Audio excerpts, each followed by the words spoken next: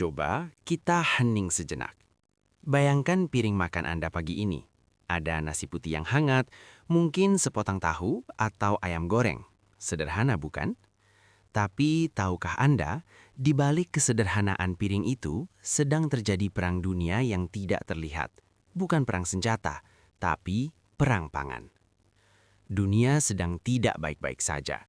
Perubahan iklim mengamuk, geopolitik memanas, rantai pasok global putus. Negara-negara pengekspor beras menutup pintu mereka.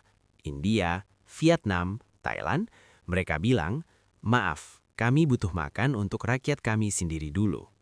Lalu, di mana posisi Indonesia? Banyak yang bertanya dengan nada ragu. Kapan terakhir kali kita benar-benar berdaulat? Apa kita mampu? Mari kita buka lembaran lama sejarah kita. Dunia pernah membungkuk hormat pada petani kita di tahun 1984. Saat itu, di era Presiden Soeharto, FAO memberikan penghargaan di Roma. Kita swasembada mutlak. Itu adalah gold standard kita. Lalu, kita sempat mencicipinya lagi secara teknis di tahun 2019 hingga 2021. 3 tahun berturut-turut tanpa impor beras konsumsi, yang bahkan diakui oleh IRRI, International Rice Research Institute. Tapi itu rapuh. Begitu El Nino menghantam, keran impor terpaksa terbuka lagi. Namun, data terbaru 2025 mengubah total papan permainan ini. Presiden Prabowo Subianto mengumumkan kita telah menyentuh garis swasembada beras kembali. Ini mengejutkan banyak pihak karena terjadi lebih cepat dari jadwal. Strategi percepatan bukan lagi jargon kampanye, tapi realita logistik.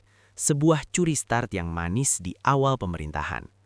Tapi pertanyaannya, apakah ini garis finish atau justru baru pemanasan? Dalam beberapa menit ke depan, saya akan mengajak Anda membedah raksasa tidur yang baru saja bangun. Kita akan melihat bagaimana uang ratusan triliun rupiah bekerja, bagaimana rawa di Merauke disulap menjadi emas hijau, dan bagaimana anak muda, Gen Z dan milenial justru menjadi kunci yang lebih penting daripada traktor tercanggih sekalipun. Selamat datang di era baru kedaulatan pangan Indonesia. Babak 1. Target dan ambisi gila. Mari kita bedah angkanya. Dulu target swasembada itu sering dianggap mimpi di siang bolong. Selalu nanti, nanti, dan nanti. Tapi pemerintahan saat ini mengubah kata nanti menjadi sekarang. Target awalnya adalah swasembada pangan dalam 4 tahun. Tapi apa yang terjadi? 2025 kita sudah melihat hasilnya di sektor beras. Namun Presiden tidak berhenti di situ. Di forum internasional awal 2026 ditegaskan target berikutnya, jagung dan gula. Kita beri waktu 3-4 tahun. Mengapa gula?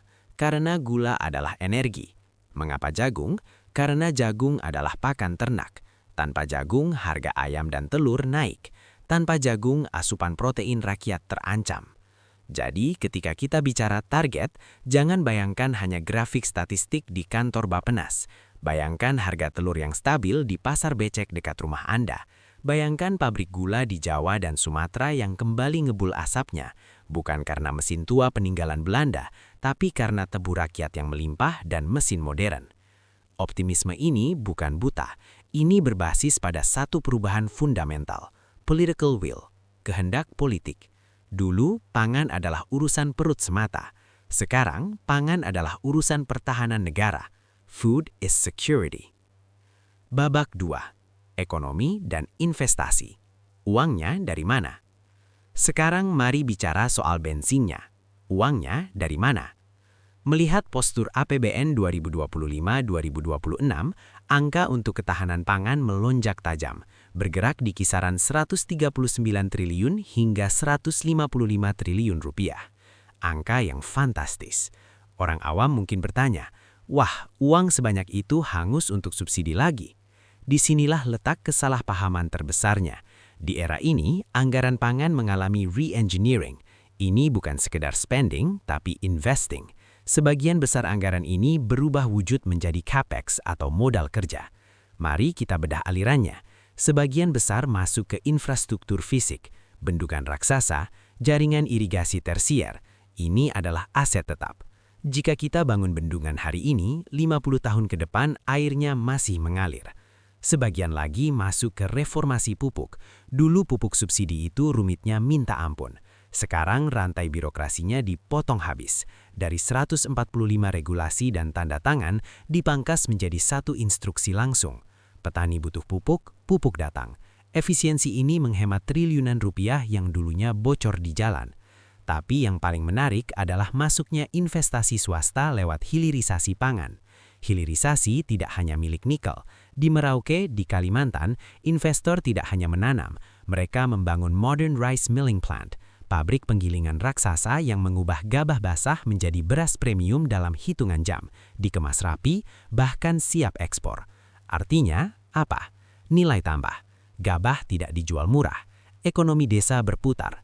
Uang 155 triliun rupiah itu bukan biaya hangus, itu adalah modal awal untuk memutar roda ekonomi yang selama ini berkarat.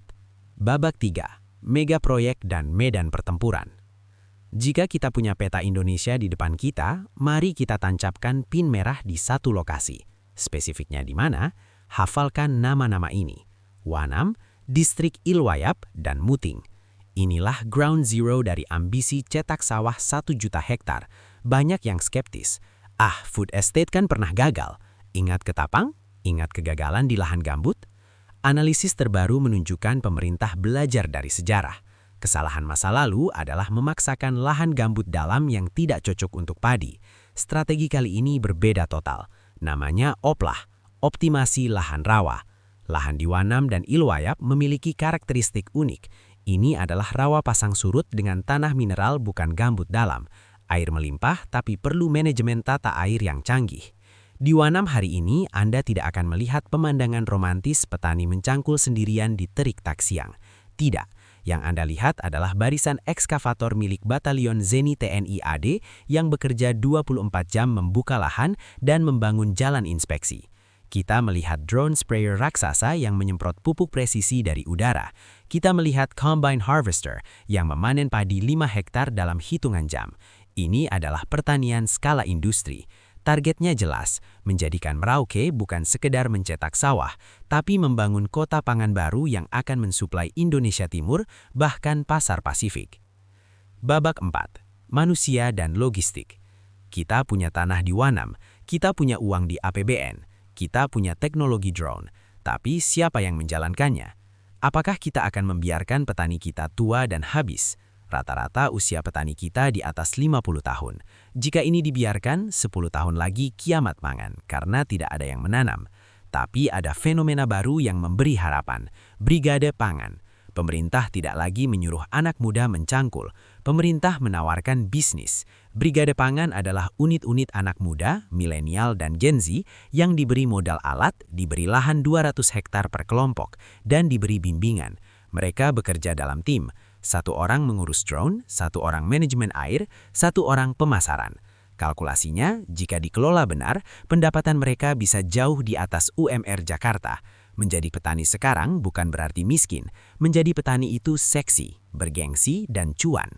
Lalu bagaimana hasil panennya sampai ke piring Anda? Disinilah peran logistik. Tol laut terus diperkuat. Gudang berpendingin cold storage dibangun di pelabuhan-pelabuhan perintis. Tujuannya satu, mengurangi food loss. Jangan sampai tomat busuk di jalan. Jika logistik lancar, petani di Merauke bisa senyum karena harganya bagus. Dan ibu di Jakarta bisa senyum karena harganya murah. Inilah keadilan logistik. Babak 5. Kendala versus solusi. Realita. Saya tidak akan berdiri di sini dan menjual mimpi yang terlalu manis. Jalan ini terjal. Kendala terbesar kita ada 2, alam dan manusia. Alam makin sulit ditebak. El Nino, La Nina. Solusinya apa? Pompanisasi masif. Kita sedot air sungai saat kering, kita atur air saat banjir dengan teknologi tema. Masalah kedua lebih sensitif. Konflik agraria. Lahan food estate sering bersinggungan dengan hak ulayat. Solusinya harus humanis, pendekatan kesejahteraan. Masyarakat lokal di Papua tidak boleh jadi penonton di tanahnya sendiri. Mereka harus menjadi pemilik saham, pelaku utama. Modal plasma inti harus dijalankan dengan jujur. Tanpa pelibatan masyarakat lokal, proyek triliunan ini hanya akan jadi bom waktu sosial. Penutup, sebuah harapan baru. Saudara-saudara, swasembada pangan bukan sekedar soal kenyang bangsa, ini soal harga diri bangsa. Ketika kita mampu memberi makan rakyat kita sendiri, kita berdiri tegak di forum dunia.